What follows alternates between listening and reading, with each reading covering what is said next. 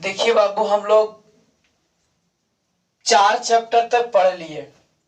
पहला दही वाली मगम्मा, दूसरा माँ, तीसरा पहला दही वाली मगम्मा, दूसरा ढाहते विश्वास, हिला दिल न रहे।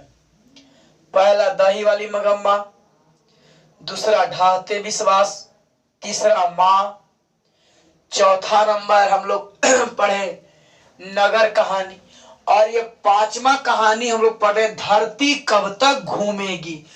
पता नहीं ये धरती कब तक घूमेगी, पता नहीं ये धरती कब तक घूमेगी, है ना। तो धरती कब तक घूमेगी, इसके लेखक है सावर दैया। इसके लेखक कौन है बाबू? तो सावर दैया इसके लेखक है। और यह जो कहानी है, यह कहानी राजस्थानी भाषा में लिखा गया है। और इसके कहानीकार है, यानी कि इसके कहानीकार यानी कि लेखक की अगर बात किया जाए, लेखक की बात किया जाए तो लेखक कौन है? सावर दैया।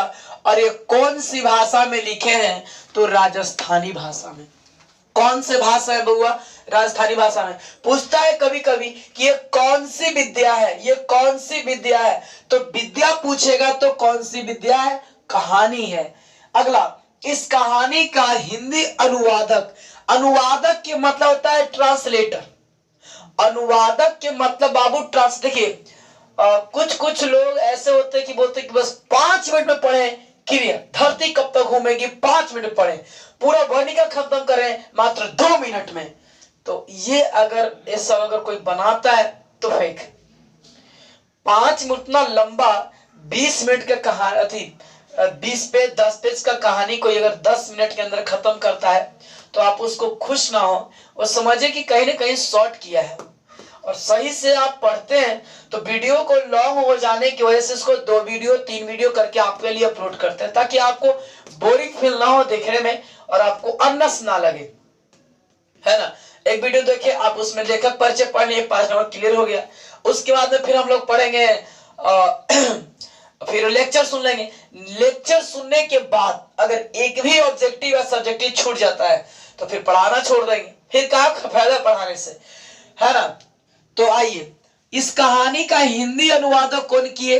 सावर दैया, यानी कि स्वयं खुद। अब जैसे मान लें कि हम बंगाली भाषा में लिखे और बंगाली भाषा में लिखने के बाद फिर उसे हम ही हिंदी में कर दिए, बंगाली भाषा में लिखने के बाद हम ही उसे कोची में कर दिए, हिंदी में कर दिए, बंगाली भाषा में लिखने के बाद हम ही उसे हिंदी में कर दिए, तो वही हो गया कि अनुवादक खुद स्वयं, है ना।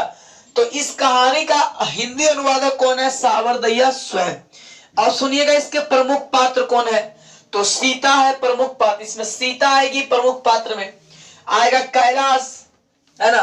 तो कैलाश के देखिए आएगा इस चैप्टर में कि बूढ़ी महिला एक सीता होती है, और सीता के 3 बेटे कैलाश, नारायण और कौन आता है? बिज्जू, है ना। और कैलाश के पत्नी कौन होती है?